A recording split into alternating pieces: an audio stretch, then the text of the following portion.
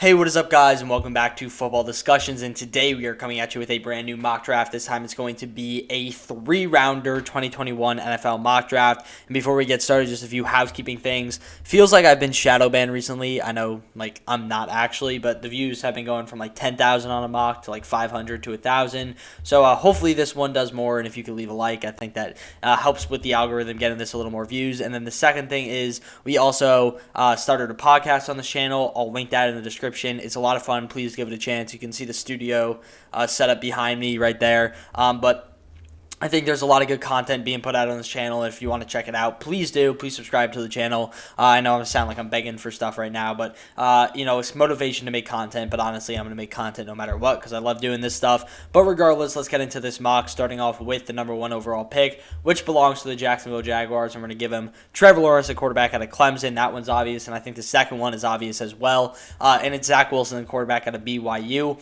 Both these guys, I think, have solidified themselves as the number 1 and number 2 overall pick. Both really good quarterbacks. I think Zach Wilson has the higher ceiling, but, there's not a higher floor in this class than Trevor Lawrence is. He's going to come in, be a top 15 quarterback in the NFL right away. A really, really good prospect, does everything right, has all the tools you want. And then Zach Wilson is that more exciting player that can bring a lot to the table for the New York Jets, which I think should be a lot of fun as well. So I think those first two picks are kind of set in stone right now, and the draft really starts at 3, and it's 1 of 3 players: Justin Fields, Trey Lance, or Mac Jones. And I know that's kind of obvious, and there's a bunch of different directions in which this can go. So I think that it's kind of fun to discuss this. I think Justin Fields right now feels like the media's pick. It went from Mac Jones to Justin Fields. I think what very underratedly could still be Mac Jones. And in fact, I think that as a fan of the draft, I think that actually will end up being the pick as of right now. But again, there's a bunch of different sources saying a bunch of different things. Hell, it could be Trey Lance. They said that the 49ers would be influenced by Trey Lance's pro day, which is happening right now. So there's a bunch of different directions that the 49ers can go in here. For right now, in my opinion, Justin Fields is the 3rd best quarterback in the class. So I'm going to mock Justin Fields. And I know mocks are not what I would do, but what, is going to happen and what I think is going to happen. And right now it's too cloudy for me to make a decision because there are so many sources saying so many different things. So for right now, I'm going to stick with Justin Fields. That doesn't mean that it's not going to be Mac Jones. I still think it's a really strong possibility that it would be Mac Jones. And I think that Trey Lance could be in the mix after this pro day as well. So 3 is really where the draft starts, and it's going to be fun leading up to draft day, hearing all the different stories you're going to hear. I think this is going to be the Trey Lance week. Just last week was the Justin Fields week, and then a few weeks before that were the Mac Jones weeks. So I think it's going to be a lot of fun to see how this all plays out. But for right now, I'm going to rock with Justin Fields at 3. At 4, I think Atlanta's going to try to make a trade, but they're either going to have to make a trade with Denver, who probably doesn't want to give up all that much to move up to number 4, or make a trade with a New England or even a Washington that's going to have to give up a haul, and I don't think those teams would want to give up that haul. So I think Atlanta's going to be stuck at 4. They could go Trey Lance here, but I think Kyle Pitts is the 2nd best player in the class. You can't pass on him. You can line him up anywhere. You have Hayden Hurst. That allows you to run 2 tight end sets. You could put Kyle Pitts in the slot with his size and speed. You could put him on the outside, play him like an X. He's so versatile. I see pro comps for him all the time. I don't think there is a pro comp because he's one of a kind in my opinion. 2nd best player in the class. I think it's well worth the pick at 4. At 5, the Cincinnati Bengals are on the clock. I'm going to do Jamar Chase. I don't agree with the pick, but it seems like that's the direction that all the sources are saying that the Bengals are going to go, and it feels like Joe Burrow is making that push to get Jamar Chase at 5. I know JPA Football, one of the most respected Instagram accounts out there, released the news that Joe Burrow is being targeted at 5. So, again, there's a bunch of different things that could happen here. It should be Penei Sewell, in my opinion. I genuinely believe that in my heart of hearts that you got to go Penei Sewell with this generational tackle talent, but it seems like the Bengals are, higher on Jamar Chase than they are on Penei Sewell, and higher on getting Joe Burrow a weapon rather than protection. So Jamar Chase at 5 is the pick. Here at 6, with Jamar Chase and Kyle Pitts off the board, the 2 players that I think the Dolphins traded back up to 6 to take, it enables them to make a trade down, especially with 2 of the top quarterbacks still being on the board here. So I think I'm going to have the Denver Broncos trading up with the Miami Dolphins. I'm not going to do a 2 this year. I think it would take a 1 and a 2 next year would be a good offer. Could even be a 1. I'll do a 1, a 2, and a 5. A 1, a 2 next year, and a 5 this year to the Dolphins just to move up 3 spots. Gives the Dolphins a future 2. They love building that future draft capital. Allows the Broncos to keep a lot of picks this year. Again, they're trading away that future 2, but I think it's well worth it to get a quarterback. As a Broncos fan, I hate Drew Lock. I think he's horrible. I think we need to move on, and quarterback is the position that would make this Broncos team go from probably a 8-9 team. I hate that. I hate saying those records with the new CBA, but to maybe a playoff team, a 10-7 team, even an 11-6 team. I think the Broncos are more than capable of that. The defense is looking really good right now. They just need that quarterback position, and Trey Lance fills that nicely. At 7. As much as I think Jalen Waddle is a dynamic playmaker, I think the Lions truly need a guy that doesn't make mistakes, has no flaws in his game except for his size, and that's Devontae Smith. And I don't even think this size is that big of a flaw. I think it's getting a lot of buzz right now, but I don't think it should be. He's a really, really good player, has the best hands in this class, great after the catch, and he doesn't do anything wrong. That's what I was hinting at earlier. So if his only flaw is his size, he should be a top 10 pick. Devontae Smith is a terrific football player. He had the best receiving season we've ever seen, 1 Heisman at receiver, a really, really, really good football player, and I think it's well worth the Lions pick at 7. At 8, I'm going to go Penei Sewell. This gives you, a really solid bookends on your offensive line with Taylor Moton and Penei Sewell. Get rid of Greg Little. You could even slide him into guard if you want. And now you have a really solid offensive line for Sam Darnold. You can build this offense up. They did a really good job at building up the defense last year. It's obviously going to take some development within the whole team, but I think the Panthers are a team that could really make a playoff push as well next year. So the Dolphins trade down 3 spots. Now they're back on the clock. I'm going to take Jalen Waddle here. A really, really good wide receiver, a dynamic playmaker. Can really do it all. You can line him up anywhere, the slot, on the outside. And he's an underrated route runner as well. He can return punts for you. He's good in the contested catch area as well. So a really, really complete player, and another guy that I think is well worth the top 10 pick in Jalen Waddle. At 10, I've mocked Surtain here forever. I'm going to do J.C. Horn. I'm a sucker for an athletic corner, and I think J.C. Horn is that. And his technique isn't even that far behind Patrick Surtain's. I think Surtain is certainly a safer pick, but J.C. Horn might even, in my opinion, has the higher ceiling. And the Cowboys, I think, are going to build for the future here. I think they are a win-now team, but every year it feels like they're a win-now team and they suck anyway. I think they have to focus on the secondary. It was so horrendous last year. You lost a few players there. I think bringing in J.C. Horn is the best bet for Dallas. At 11, I think with the top 3 receivers off the board, they don't really have to consider receiver anymore. You could go Micah Parsons. He's a really, really good football player. Great size and speed at that position as well. And you could even look at edge. Jalen Phillips, Kwity Paye, Azeez Ojulari all might be worth this 11th overall pick. But I think solidifying your offensive line, giving Daniel Jones a little more protection, now that he has a good receiver in Kenny Galladay, Sterling Shepard obviously coming out of the slot, and Darius Slayton as your other wide receiver, I think makes for a really good offense, and now you're building up that offensive line. You got great depth all over, and then I think sliding Rashawn Slater right into right tackle makes a lot of sense. You have Andrew Thomas, who you drafted last year, at left. You could even throw Matt Pert at left if you wanted. So there's a lot of flexibility. If you wanted to start Pert and Thomas, then you could throw Rashawn inside the guard. So he's a really flexible player. This is going to be a really good offensive line for Daniel Jones if they can get Rashawn Slater in this class, and I think it would be a smart pick for the Giants to do at 11. At 12, I think I'm going to pick Patrick Surtain here. The Eagles would love to get a wide receiver, and honestly, as an Elijah Moore fan, and I'm very high on Elijah Moore. I'll go to my big board just here for a second. I have him rated as the 16th best player in the class, so it isn't even that much of a reach. But Elijah Moore, I don't think will end up being the pick for Philly, so I think they do end up going corner at 12. At 13, I'm going to have another trade here. With Mac Jones still on the board, I don't think he'll fall past this spot. Obviously, the football team can't trade with some of these NFC East teams, so we might see the Patriots opt to do that. But I think they're more content with Cam Newton if Mac Jones is the quarterback still on the board. If it was a Trey Lance or a Justin Fields even that falls to being the 5th quarterback, then I think we certainly see the Patriots and football team gunning to trade up for that. But I don't think the Patriots are in any hurry to trade up for Mac Jones, so I think the Chargers are a candidate to trade back. This gives them great depth. I'm going to do 2 third rounds for and a first round pick swap for that 13th overall pick. This gives them now 4 third rounders, gives them plenty of flexibility to move up in the draft if they wanted to do so later. I think it's a good overall pick for the Chargers, who are in a good spot right now with their new quarterback, Justin Herbert, and this allows the football team to get who they believe could be their quarterback of the future in Mac Jones. At 14, I've mocked AVT here forever. I'm going to switch it up and do Jalen Phillips.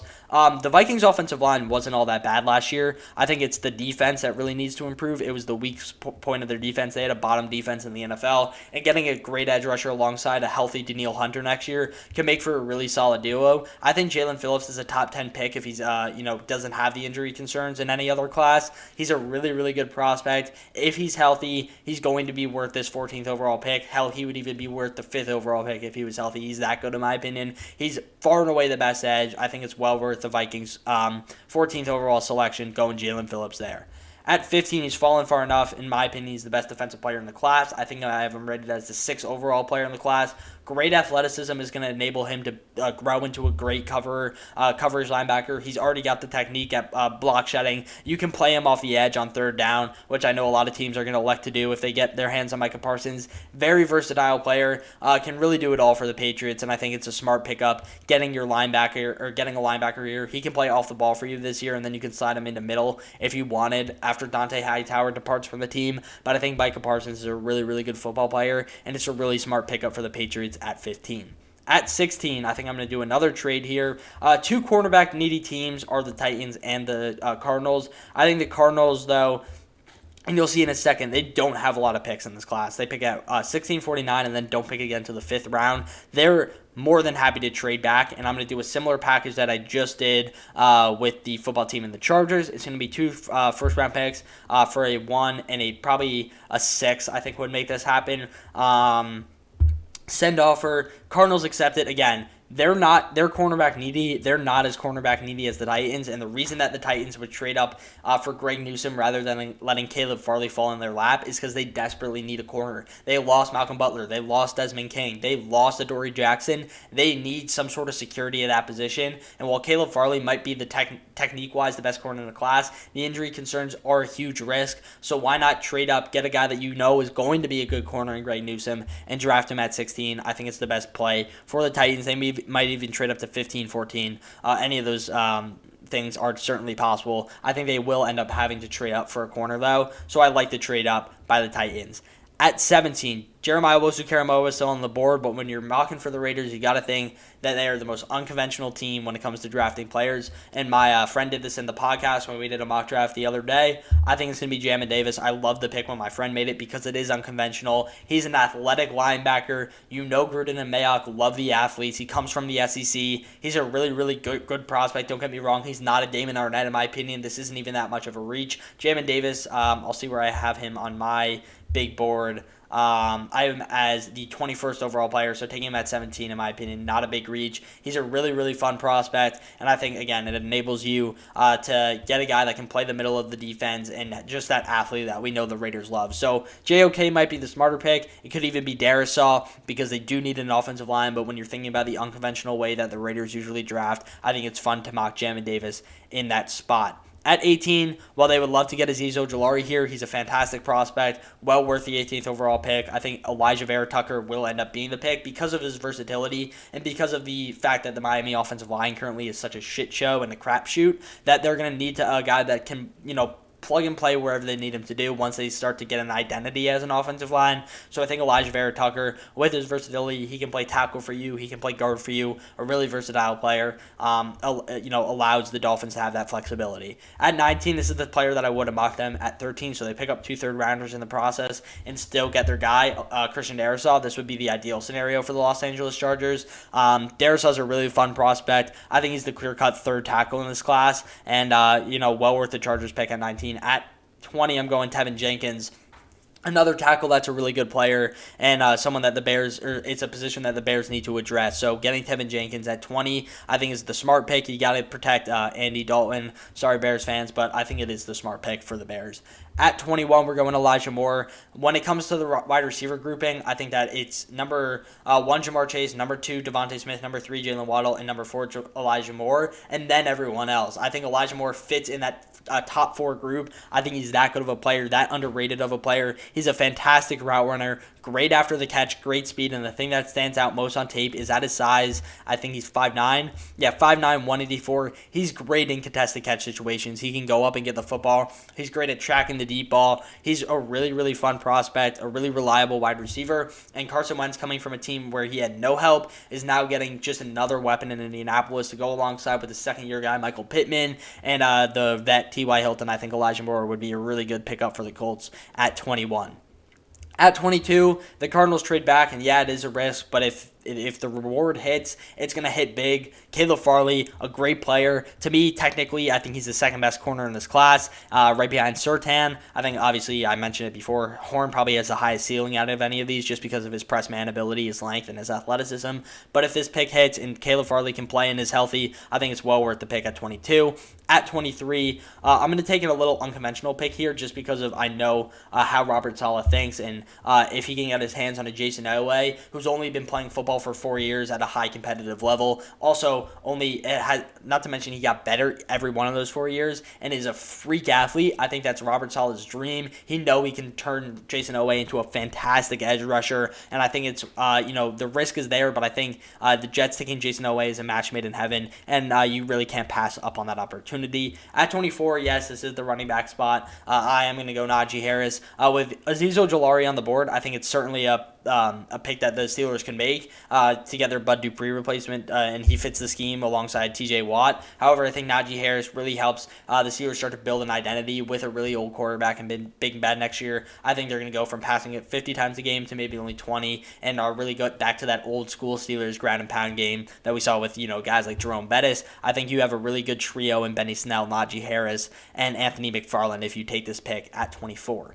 At 25, I'm going to go Trayvon Moehrig here, a really good safety, and it was the one position that I felt the Jacksonville Jaguars needed to address in free agency, and they really didn't. By bringing in Trayvon Moehrig, I think it's a really smart pick. You get your free safety of the future. He can even play strong. He can play split safety. He's a flexible guy. He can line up in the nickel as well. I think he's just so versatile that it's a smart pickup here for the Jags. I think with Azeez Ojulari still on the board, the Browns would be hard-pressed to pass on him, but with the Jadeveon Clowney signing and the release of Rankins, I think they do opt to go Christian Barmore, someone that Matt Miller said might be the third defender off the board here. So it's going to be interesting to see where Christian Barmore falls. It sounds like the league's way more high on him than the media is. Christian Barmore, really good interior defensive lineman, and this is a nice rankings replacement for the Browns at 26. At 27, this is a super hard choice for the Baltimore Ravens because they either can go Rashad Bateman or they could go Azeez Ojulari at 27. I think it's going to end up being Azeez, though. Rashad Bateman's a really fun prospect, but you need some sort of pass rush in a division with really good quarterbacks and guys like Joe Burrow. You're going up against guys like Baker Mayfield. I think you got to get after them, disrupt the pass, and I think Azeez Ojulari is a great way to do that. At 28, this is going to be my Jeremiah Owusu-Koramoah spot. If you look at my big board, I have him ranked as the 14th overall player. So this is a hell of a steal. It's just how the board's kind of falling at this point, and with that surprise pick of Jamin Davis at 17, why Jeremiah Owusu-Koramoah has fallen this far. I don't think he'll end up falling this far, but it's certainly a possibility. So with the way that this mock has gone, I think he does fall to 28. He's a really, really good prospect and can fill that middle linebacker role for the Saints. He can also play safety if you need him to. Very versatile. He played all 3 levels of the defense at his pro day, defensive line, linebacker, and safety. So it just goes to show that, teams can really ask him to do anything, and he can do it. Great in coverage, consistent tackler, a really good player for the Saints at 28. At 29, I know you have Tay Adams, and Rashad Bateman is kind of a similar player to that, but I'm going to take Rashad Bateman. He can play in that slot. You have Tay that can play as your true X, and then you have guys like Equanimeous St. Brown or Alan Lazard who are those speed demons. So I think and even Marcus Valdes-Scantling also can take the top off the defense. So those are your 2 outside guys, and Devontae Adams, and then whoever you decide to play at your third receiver spot. And then I think Rashad Bateman can fill the slot role pretty nicely. A really, really talented route runner. Great body positioning, great hands, good catch radius. I think it would make Aaron Rodgers' life easier by getting Bateman here at 29. At 30, this is an interesting spot for the Bills to be in, but I think with Kwity Paye still on the board, they don't pass on him. Kwity Paye to me is a little like Jadeveon Clowney, more of a run stopper than a pass rusher, but still a good player. And I think that, the Bills, again, probably won't pass on Kwity Paye if he's available here at 30. At 31, I'm going to take Samuel Cosmi. You got rid of both your bookends. You kind of need a tackle here. And I think Cosmi, still an underrated prospect in this class, I think is well worth the pick at 31. And then to wrap up the first round, I'm going to take Rousseau just because of the fact that he can play on the defensive line right to start, because the Bucs are currently in a 3-4, right? He plays 6'5", 260. He can slide into right end or left end wherever you're not playing Ndamukong Suh. So how the Bucs defense would shape out is at defensive tackle, you would have Vita Vea, and then you would have Ndamukong Suh and Gregory Rousseau at one of the ends, or either or of the edge positions. Then obviously JPP at outside linebacker, Shaq Barrett at outside linebacker, Devin White at inside, and Levante David at inside. So that's how the defense would shape up with the Rousseau signing. And then once you lose a JPP, he has the versatility to slide back out to edge and play the outside linebacker role, because again, he's coming in at 6'5", 260. If he loses a few pounds, he's going to be a really good outside linebacker. He's a tremendous athlete. I think Rousseau's still worth a first-round pick. I know he's fallen down a lot of people's boards, but at 32, I think it's a smart pick for the Bucs just because of the versatility and how he can play. At 33, I'm going to take a breath here. We've been kind of speeding through this. Only at 20 minutes. That's not that bad. I expect this video to be about an hour. And we'll really speed through the third round as well. But we'll get into the second round. But right now, go leave a comment down below how you like the first round, what your team should go in the second round, and let's jump right into it, starting off with the Jacksonville Jaguars, who are going to get their tight end of the future, and Pat Freiermuth. And then at 34, the Jets are on the clock. They need a running back. Travis Etienne is here. I'm going Travis Etienne at 34. At 35, this very well could be a Javonte Williams spot. I might opt to do that. I know they had Matt Hennessy last year. I still like the idea of putting Landon Dickerson in to replace Alex Mack, who obviously signed with the San Francisco 49ers. So right now in my head, I'm kind of debating between Javonte and Landon Dickerson, and I think I'm going to opt to go Landon Dickerson in the spot. At 36, again, the Dolphins are a team that could use a running back, but some of these edge guys are still here, and with Zaven Collins being on the board, a guy that I've seen mocked to the Dolphins at 18 even, I think is a smart pick. He can play inside linebacker or off-the-ball linebacker. He can also come down and rush the passer. He's a very versatile guy. I know the media is pretty low on him, but it seems like the GMs and the NFL community as a whole are pretty high in him, according to some of the media. So Zaven Collins at 36 probably is going to end up being a steal, but I think he fits the Dolphins well with that versatility that he brings to the table.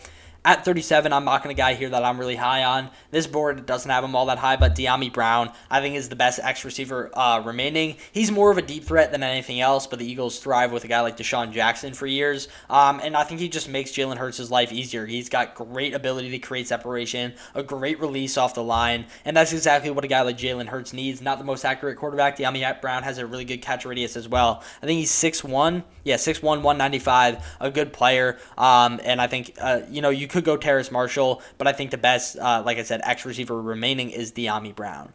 At 38, you went wide receiver in the first round. Unfortunately, most of these good tackles are off the board, but I think Liam Eichenberg fills that role. I believe he's a left tackle coming in at 6'6", 305, which would mean you got some competition here. Do you want to slide Jonah Williams over to right tackle? He has the versatility. Liam Eichenberg has some versatility. You could put him at right tackle as well. It's going to be interesting to see who the Bengals get and where they decide to play him with already having Jonah Williams. And I think they got Riley Reif as well, who I believe plays left tackle. So, if you're drafting Liam Eichenberg, that leaves you with 3 left. So it's going to be interesting to see who they play where, but I think tackle is certainly a need, and by getting Liam Eichenberg, you address that need. At 39, Corner is a need for the Carolina Panthers, but with Nick Bolton still on the board, I think you got to go Nick Bolton, a really, really good thumper at the linebacker position, coming in at 6 foot 232. Reminds me a lot of Kenneth Murray. I think he is a borderline first-round talent, and by getting him at 39, it gets your, has the IQ that, not obviously the IQ that Luke Kuechly had, but Nick Bolton might be the smartest linebacker in the class, really good quarterback of the defense, and can bring that leadership back to Carolina at the linebacker position. I know corner's the bigger need, but at this point you might just want to go BPA, and you can address corner a little later in the class. And by getting Nick Bolton, I think it's a smart move. Address the defense if you're Carolina.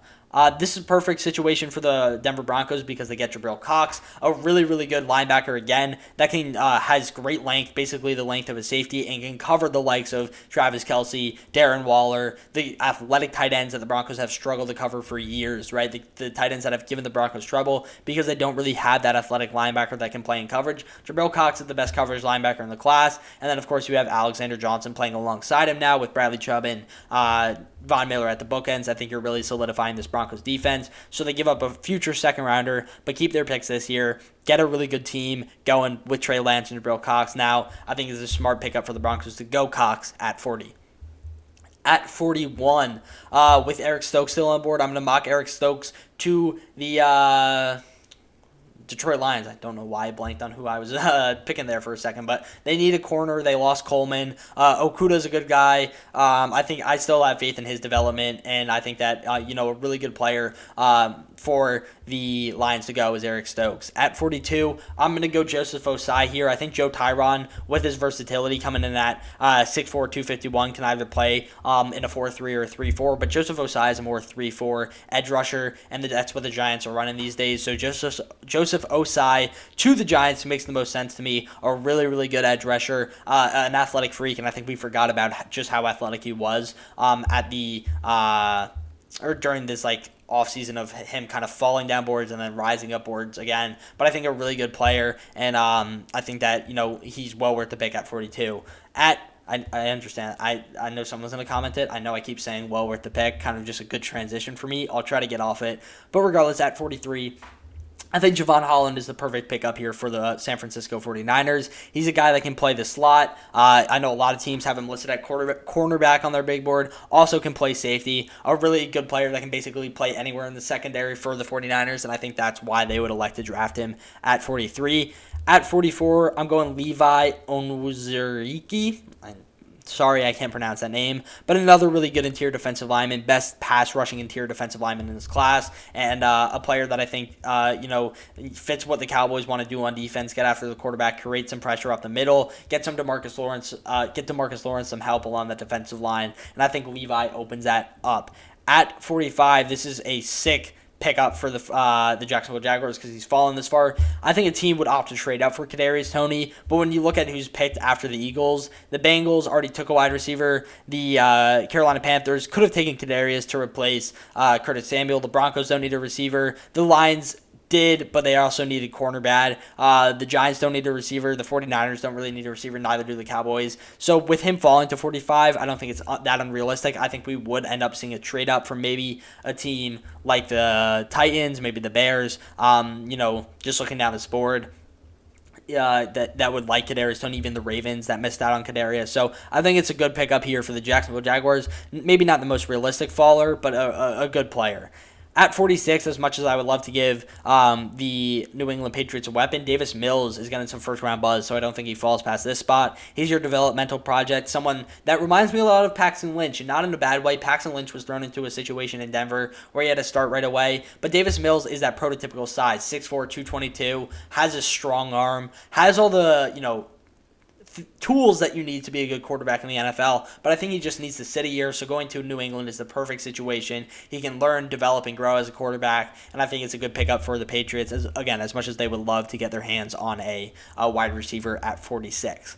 At 47, we're going to go with Joe Tyron. Again, just mentioned his versatility. He can play in a 3-4 or 4-3. I'm not sure what the Chargers are currently running, but just based off personnel, I'm guessing a 4-3. I'm not quite sure, but Joe Tyron has the versatility to play anywhere, can be your Melvin Ingram replacement, play alongside Joey Bosa. I think it's a solid pickup at 47 and kind of a steal for the Chargers at that position.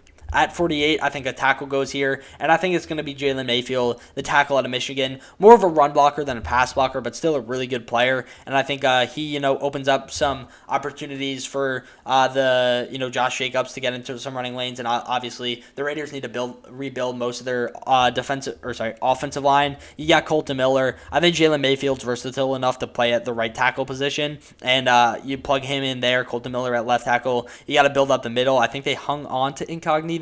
So you still need a center and guard after releasing Rodney Hudson, and Trent Brown was a tackle. Who was the guard that let go? I'm blanking on his name. But regardless, the Raiders definitely need offensive linemen, and Jalen Mayfield's the talented one at 48. At 49, I think this is where we see Wyatt Davis go. The name of the game is protecting your quarterback, opening up run lanes. Yes, it could be a Javonte Williams spot, but with the James Conner signing and you have Chase Edmonds, I don't think the Cardinals will like to go running back that early. Wyatt Davis is a good player, and without the injuries, I think he'd be a much higher pick than this. I think it's a steal for the Cardinals at 49. At 50, I'm going running back, and it's going to be Javonte Williams.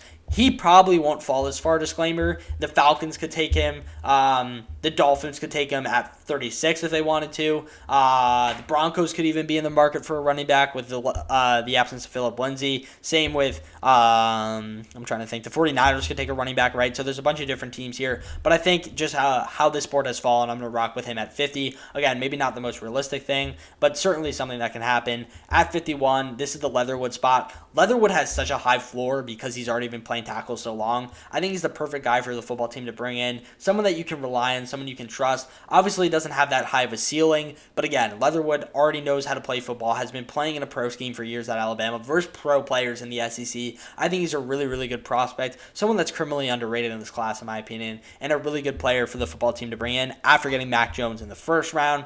At 52, this is my Kellen Mond spot. Made a bunch of videos on Kellen Mond. I think he's a really, really good football player. Someone that certainly can go in the 50s in the second round. I think he's locked in at a day 2 pick. I call him a more mobile Baker Mayfield. That's how I see him. Kind of holds the ball up here. Quick release, high velocity throw. Can fit it into tight windows. Great placement on short and intermediate routes. Just needs to work on that deep throw and pocket presence and all that. But I think he has the tools to succeed in the NFL. And at 52, a great pickup for the Chicago Bears.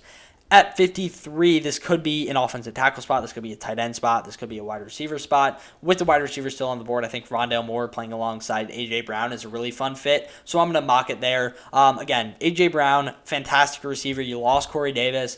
Rondale Moore is one of my favorite players in the class. I don't know if you see it, but on the podcast setup, I have his jersey. I've been a fan of Rondale Moore forever, since that Ohio State game his freshman year. I've been waiting for him to get into the draft. I think he's a second-round talent. The injuries are obviously a concern, and obviously he's not a pure wide receiver, but you can line him up at running back. You can line him up in the slot. You can line him up on the outside. He's just a really talented player. You can really do anything with him, and I think he's a fun pickup for the Titans at 53. At 54, I just want to look at the big board, make sure I'm not missing anyone big. And I think Dylan Radunes is a perfect fit here at 54 to the Indianapolis Colts.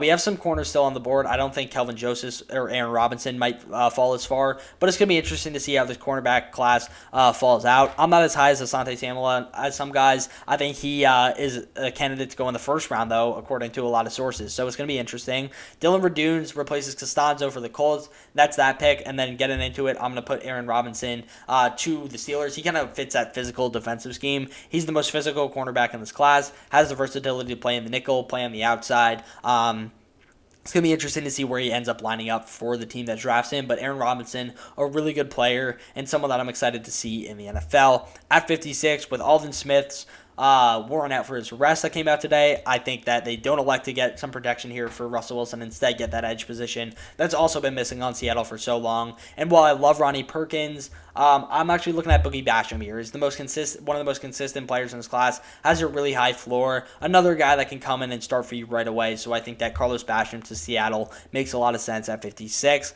After 57, just looking at the OT class, I think Jackson Carman's really the only guy left that's worth a second-round pick. James Hudson could be in that category as well. And then the tight end class, I know a lot of people are high on Hunter Long out of Boston College, Brevin Jordan still here, Tommy Tremble out of Notre Dame, and then obviously the edge class as well. Ronnie Perkins is still on the board. Peyton Turner, I know a lot of people are high on. So it's going to be interesting to see how this falls. I think getting some extra protection for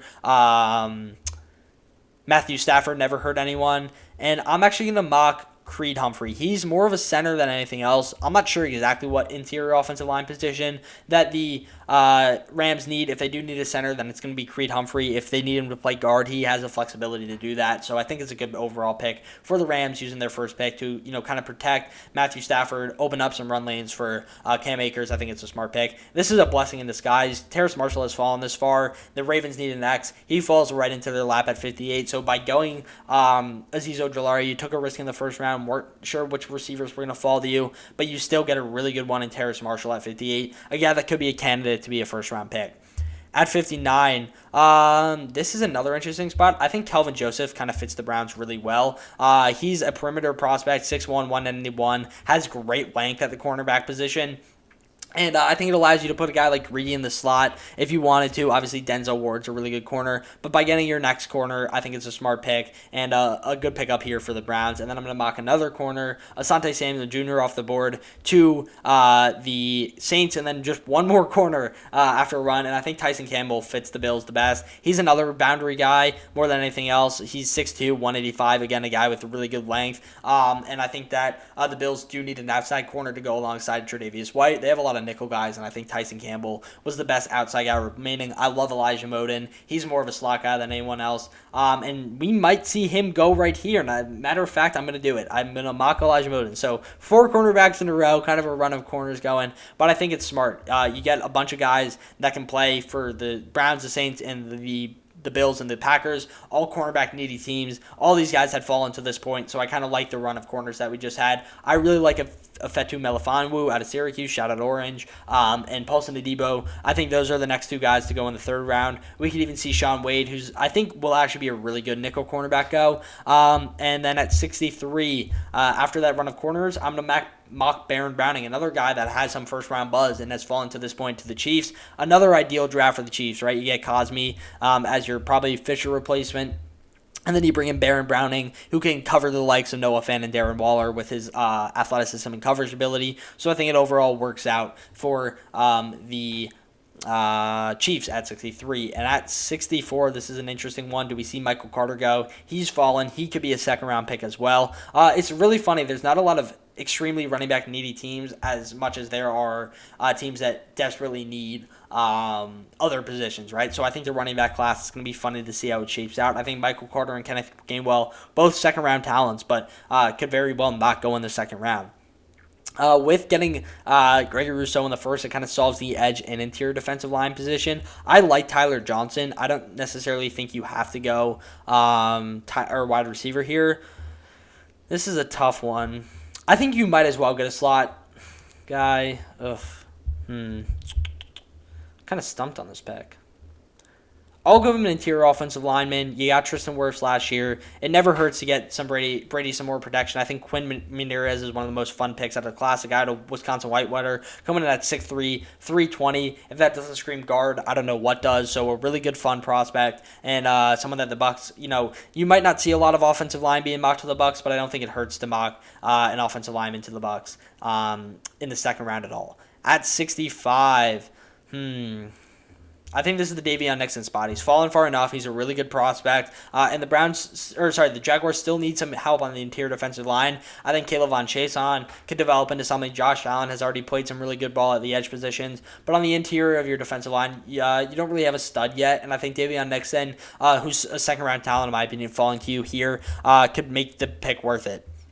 At 66 is my Fetu Melifonwu pick. I think he's a really good prospect and someone that fills that cornerback role. He's got great length as well, and he's big. He's 212 at that cornerback position. He's a guy that might be a candidate to switch up to safety. So a really good tackler, got great length at 6'2", and great weight and physicality at 220. So a really fun prospect, another second-round talent, and I elect to go with Fetu to the Jets at 67. At 66. At 67, I'm giving Tylan Wallace. I'm sorry, Tylan Wallace. I like you. I don't mean to torture you by sending you to a crap organization. But the Texans need a wide receiver. I think Kiki Kuti might be their current receiver one.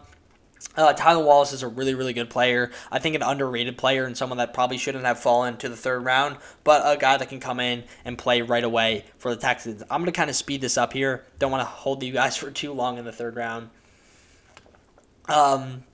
And kind of just give less analysis as we go on. Sorry if that sucks. At 68, I think Ronnie Perkins has fallen far enough. A really good prospect, someone that could also be taken in the second round. And we're going to go back-to-back edges here. Actually, you know what? We're going to get Joe Burrow another weapon. You address tackle. It needed to happen. You could still get an interior offensive lineman.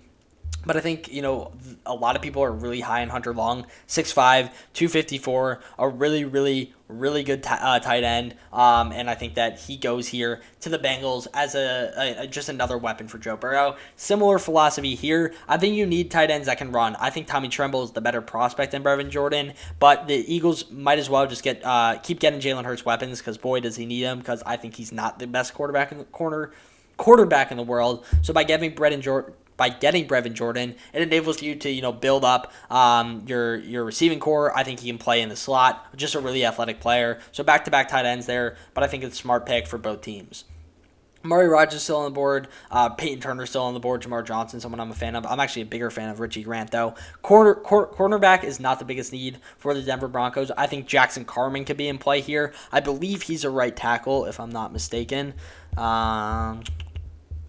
This doesn't say.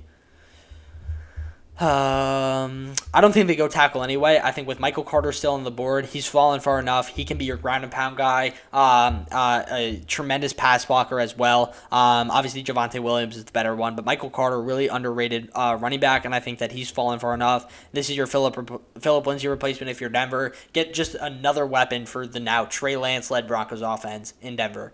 At 72, I think linebacker could certainly be in play, and I'm going to do it. I'm going to give him Chaz Surratt, another player that I'm really high on, someone that I don't think is getting enough buzz just because of the fact that he's so football young, hasn't played the linebacker position for that long, and I think certainly deserves to be drafted in the top, I would say, 80, and the Lions get a stud player in Chaz Surratt.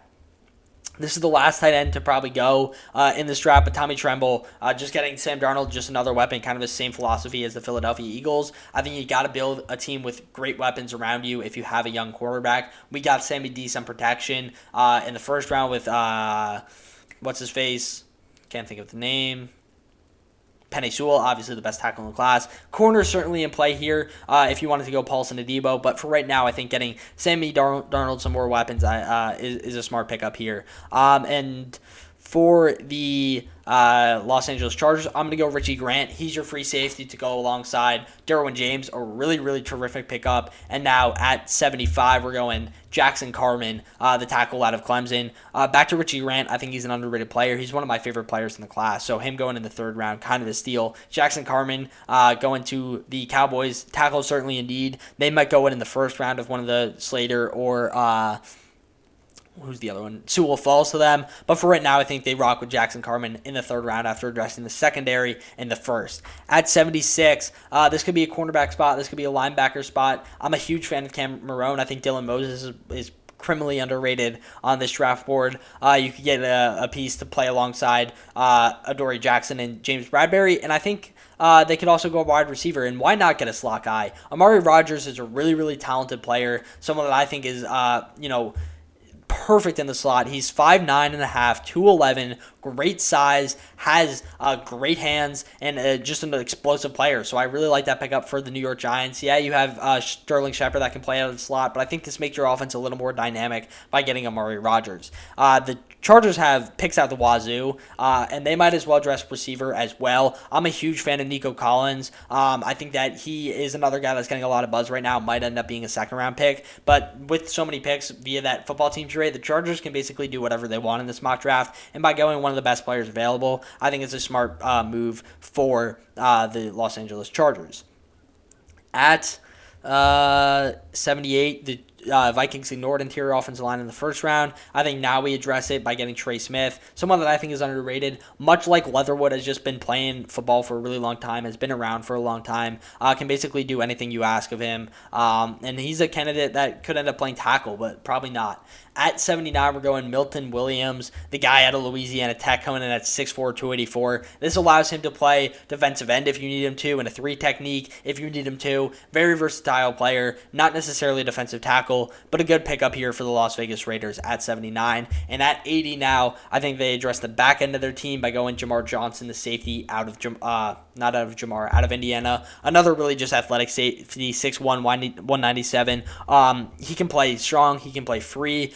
Just a versatile guy. At 81, the Miami Dolphins, who have we gotten with them? We've gotten a running back, a wide receiver, an edge / linebacker, and Zaven Collins. I think they might end up going interior defensive line here as well. And here's a guy that I think is very I just sounded like Chris Collinsworth. Here's a guy that I think is very underrated, Jay Tufele, the interior defensive lineman out of USC. Obviously opted out for his own personal reasons, but he's been training hard. He lost a lot of weight. I think he's going to come in as a really good pass rusher, a pocket pusher, and I think he fits Miami's defense quite nicely. So Jay Tufele, the guy out of California, going to another sunny place in Florida.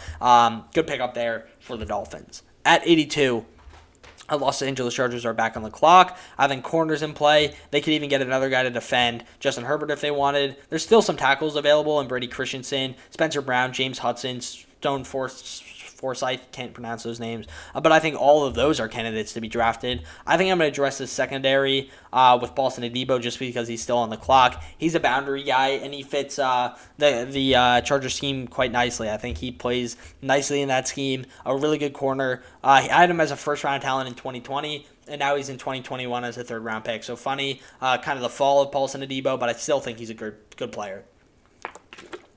Excuse me. At 83, I think this is another receiver spot. And I'm going to give the I want to give the Bears Jalen Darden. I don't know where he is. He's 191. He's probably a third-round talent. I don't know why they haven't rated so low, but I think I'm going to go Amon-Ra St. Brown because you already got a guy similar to Jalen Darden in Darnell Mooney last year. So I think Amon-Ra fits the Bears quite nicely. Another weapon for Andy Dalton to throw to. Had a great receiving core last year in Dallas and didn't play that bad of ball. So I think it's not the worst pick in the world. And here at 84, Cameron Garone still on the board. I'm going to elect to go him. Just a great athlete out of Michigan. 6'1", 232. He's going to play the middle linebacker role nicely. He reminds me a lot of Nick Bolton with a little more athleticism, which projects him to be kind of a better guy in pass coverage than Nick Bolton. So I think he's a good player, and the Eagles address the middle of their defense now here in round 3. At 85, I think this is going to be a running back spot. And why not give him Kenneth Gainwell, someone that can kind of play all over the field, running back, receiver. He's done it all at Memphis, and I think he fits the Cardinals and Kyler Murray and Cliff Kingsbury really well. At 86, we haven't drafted a receiver to the Jets yet, and I think that should take. Actually, I'm going to go Jalen Darden. I think I like Jalen Darden here to the Jets. He's a fun receiver, can play out of the slot, can play anywhere. He comes in at, I think, 5'10", 5'9", 170. So a lighter guy, but again, more of a gadget player than anything else, and I think he's a fun prospect as well. At 87, this is my James Hudson spot. I mentioned his name quite a bit. He's underrated on this big board, in my opinion. He's a really good tackle. I know a lot of the guys in the media are high on him, not this particular site, but guys like Matt Miller, I think Daniel Jeremiah is a big fan of James Hudson. So a fun player, another guy that's just a plug-and-play tackle, can be your Villanueva replacement for the Steelers. And at 88, we're going another tackle here, and it's going to be Stone Forsythe, the guy out of Florida. I think he's a redshirt senior. Yeah, so he's been around for a long time. Reminds me a bit of Leatherwood in the fact that he's just been playing ball for a really long time versus tough competition. I think he's got a high floor and can be a starter for the Rams. At 89, this could be an edge spot. Get your Peyton Turner. I think this will be Peyton Turner. We're gonna go Peyton Turner, the guy out of Houston. Fallen a bit. I think he's probably gonna end up being a second round or third round talent, but I think it's a good pickup for the Browns. You're planning for the future now. You have a really solid roster, and I think now you get to address the edge position. This is gonna be your Jadeveon Clowney replacement once he hits the door in Cleveland. At 90, I think you got to address secondary here, and this is tough. What do the Vikings do? I like Andre Sisco out of Syracuse. I'll do Hamza. Obviously, his stock dropped. He was, kind of known as a first-round talent at the start of the draft process last year. His stock dropped. I think he still has the potential to get back up to that level. So I'll take him to the Minnesota Vikings as your Anthony Harris replacement. At 91, I think now you have the ability to address the receiver position, get Baker Mayfield just another weapon, and Tre'Davious Atwell can be your gadget guy. There's a lot of gadget guys in this class. He comes in at 5'9", 165, has played some running back at Louisville, played some wide receiver, can basically do anything you ask of him, and I think it's a good pickup for the Browns at 91. At 92, we're going to go tackle here, and it's going to be Brady Christensen out of BYU. A lot of people are higher on me than I am, or higher than me on Brady Christensen. I'm not that high on him, but I think third round is a great spot for him to go. I don't see him going early second round, where I've seen him mock some a bit. I don't see him going anywhere else other than maybe late second round, early third round, or as I have him now, late third round. But it's kind of just the way this board has fallen. But Brady Christensen would be probably a starter right away for the Packers. Needs some development, but I don't mind the pick at all. Here at 93, I think we see another receiver going. It's going to be the guy out of Western Michigan, Dwayne Eskridge, another gadget guy, but you got your Stephon Diggs on the outside. Cole Beasley is going to be your slot guy, but I think Dwayne Eskridge can play running back for you. He can play wide receiver. I was considering even Demetric Felton. I know he's pretty low on this big board, but I think he's a fun prospect that plays running back and receiver as well. So when you have teams like the Bills that really know how to utilize those guys, I think it makes a lot of sense to bring them in. But regardless, I think that Dwayne Eskridge is a smart pickup here for the Buffalo Bills. I think you got to go tackle again, get your other tackle, and I think it's going to be Walker Little. Walker Little is a guy, much like Paulson Adebo out of Stanford, same school, that would have been a first-round pick. He's dealt with injuries, but I think here in the third round, it's a really smart spot for the Chiefs to go. It is a big injury concern, big injury risk, but I think Walker Little, well worth the pick for the Chiefs here at 94. At 95, this could be another receiver spot. Again, I do like Tyler Johnson, but we didn't take a receiver in the second round to the Bucs. This is tough. What do I want to do with the Buccaneers pick? We could get it more of a pure interior defensive lineman, and I think that's what I will do. Tommy Togai out of Ohio State comes in at 6'2", 300 pounds, a perfect guy to play alongside Vita Vea, and I think that obviously we drafted Greg Rousseau there, who we plan as the Buccaneers GM in the scenario to eventually slide back out to outside linebacker. Tommy Togai now can play interior defensive lineman once a guy like JPP is off the team, or once a guy like Ndamukong Suh is off the team. Gives you the flexibility to bring in some guys a little later on. At 96, we are going to go with a wide receiver probably to the Patriots. Seth Williams, why not? And I know I'm going deep down this receiver board. I have these guys ranked way higher. I think the receiver class is really good. And when you look at what the Patriots need, I don't think there's the best cornerbacks available. I don't think there's really Trey Sermon could be in contention here, but I think the best pickup here would be Seth Williams. I know a lot of people are high on him. He's got that elite speed. Oh, no, I'm thinking of Anthony Schwartz. All right, forget I said Seth Williams. At 96, we took Anthony Schwartz to the New England Patriots. So as I'm thinking of Anthony Schwartz, 6'0", 179, the fastest player in the class. I think he fits a lot with Bill Belichick, gives him a guy like he can line up anywhere. So forget that says Seth Williams. We're going Anthony Schwartz at 96. And finally, wrapping up the long third round for the Los Angeles Chargers, we're going to give him Josh Myers, the guy out of Ohio State, a guy that can play right away. Again, protecting Joe Burrow, opening up run lanes. I think he's a really good player. And at 98, we're going Kyle Trask, probably a guy that won't fall this far, but in the third round, I think it's kind of his range. Day 2 pick still. Kyle Trask to the Saints. They seem to be a fan of him, so why not? At 80 or 99, we're going to take Quincy Roche, a guy that, again, I think is a really good player and can start right away. Quincy Roche has the floor there, right? And it's just a matter of how big his ceiling is, because he didn't show what you wanted to see out of him at Miami after having such a dominant season at Temple. But still a good player and someone that I expect to be, a great insert, your Aldon Smith replacement for the Dallas Cowboys. We're almost done here. I think the Saints wrap it up at 105, yeah. So just a few more picks. Stay with me, guys. And at 100, we're going to go with the edge rusher out of Oregon State, Hamilcar Rashad Jr. He can be your Hassan Reddick replacement, someone that can play off the edge for the Cardinals. I think that fits nicely. At 101, we'll go with another lineman here, and I'm going to do Spencer Brown, probably the last tackle taken in this mock in the third round, a guy out of Northern Iowa, a really good player and a really fun prospect. At 102, we're going to take Ben Cleveland, the guy to Georgia. High floor, not the highest ceiling, but I think it fits for the 49ers who need some help on that interior offensive line. At 103, we're going to take a linebacker, and we'll take, why not? I'll throw Dylan Moses in the third round. He can be the Mike if he develops into what he was that sophomore season at Alabama. I think he'd certainly be a really fun player. At 104, this could be a tackle spot. This could be a tight end spot. This could even be an interior offensive line. I know corner is also a need. Let's just look at the big board. I'm going to give the Ravens Shaun Wade. Why not? They need a slot guy. I think he fits that nicely. You have Marcus Peters on the boundary. You got Marlon Humphrey on the boundary. And now Shaun Wade, again, a guy that I think is really underrated at the nickel spot. If you want a pure nickel corner, I think Shaun Wade will play that role very nicely for your team. So I'm going to mock Shaun Wade to the Ravens at 104. At 105, we got a quarterback, we got a corner, and we got a linebacker to the Saints. I think now we go edge, get your Trey Hendrickson replacement, and to me, that's going to be Patrick Jones Jr. out of Pitt, a really good player, and someone that can, I think, again, has a really high floor coming into this class. Got better each year at Pitt, had great production. I think he's a fun player and someone that I think is certainly worth a third-round pick. So, very long video. Hope you guys, I know a lot of you are going to skip through. I'm going to try to put the times of each draft or each round in the comments below.